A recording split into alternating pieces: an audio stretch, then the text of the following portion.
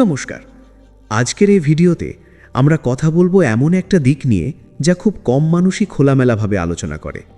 টপিকটা হলো ঘুমহীন রাত, মানসিক চাপ আর ট্রেডিংয়ের অদেখা অন্ধকার দিক। আমরা সবাই জানি ট্রেডিং মানে শুধু চার্ট দেখা, এন্ট্রি নেওয়া, প্রফিট বুক করা, এতেই শেষ নয়। এর পেছনে থাকে অগণিত দুশ্চিন্তা, ভয়, অনিশ্চয়তা আর মানসিক চাপ। দিনের ট্রেড শেষ হয়ে গেলেও অনেক ট্রেডারের মনি যুদ্ধটা কিন্তু থেমে যায় না। রাতে বিছানায় শুয়ে থেকেও মাথার ভিতর ঘুরতে থাকে, কাল মার্কেট কি করবে, আজ যে লস হলো সেটা কিভাবে রিকভার করব। ঠিক এখান থেকেই শুরু হয় ঘুমহীন রাত। অনেকে বলে ট্রেডিং তো ফ্রিডম দেয়, স্বাধীনতা দেয়। কথাটা ঠিক, কিন্তু সেই স্বাধীনতার মূল্যও কম নয়। যখনই টাকা রিস্কে থাকে, মনটা স্বাভাবিকভাবেই অশান্ত হয়ে ওঠে।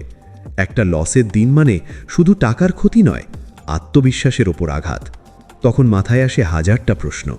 আমি কি যথেষ্ট ভালো? আমি কি ট্রেডিংয়ের জন্য তৈরি? আমি কি সব হারিয়ে ফেলব?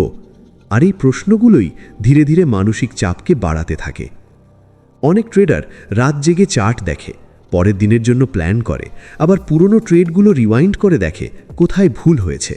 কিন্তু দিনের পর দিন, সপ্তাহের পর সপ্তাহ যদি এই টেনশন, এই চাপ চলতেই থাকে, তাহলে সেটা শুধু ঘুম নয়, মানসিক স্বাস্থ্যের ওপরেও গভীর প্রভাব ফেলে। বিরক্তি, উদ্বেগ, রাগ, হঠাৎ মুড সুইং, এসব জিনিস ধীরে ধীরে স্বাভাবিক হয়ে যেতে থাকে। সবচেয়ে ভয়ঙ্কর ব্যাপার হলো বাইরে থেকে এগুলো বোঝা যায় না। কেউ অফিস গেলে বোঝা যায় সে ক্লান্ত, কিন্তু একজন ট্রেডার কম্পিউটারের সামনে বসে থাকলে বাইরে থেকে তার শুধু একটা কাজের মতোই দেখায়। অথচ ভিতরে ভিতরে সে হয়তো ভয় আর চাপের সঙ্গে যুদ্ধ করছে। কখনো লস কভার করার তাড়না, কখনো ওভার ট্রেডিং, কখনো আবার মার্কেট মিস করার ভয়। এসব মিলিয়েই তৈরি হয় এক অজানা মানসিক চাপ। আর এই চাপ শুধু ট্রেডিংয়ের মধ্যেই সীমাবদ্ধ থাকে না, ধীরে ধীরে সেটা চলে আসে জীবনের অন্য ক্ষেত্রেও। পরিবার, সম্পর্ক, ঘুম, এমনকি স্বাস্থ্যের ওপরেও। কথা কমে যায়, রাগ বাড়ে, মন খারাপ লেগে থাকে, ঘুম আসে না। এগুলোই হতে থাকে প্রতিদিনের সঙ্গী। ট্রেডিংয়ের অন্ধকার দিকটা এখানেই যে এটা শুধু টাকায় নয়, মনেও ক্ষত তৈরি করতে পারে যদি আমরা সচেতন না হই। সব কিছুতেই ব্যালেন্স দরকার।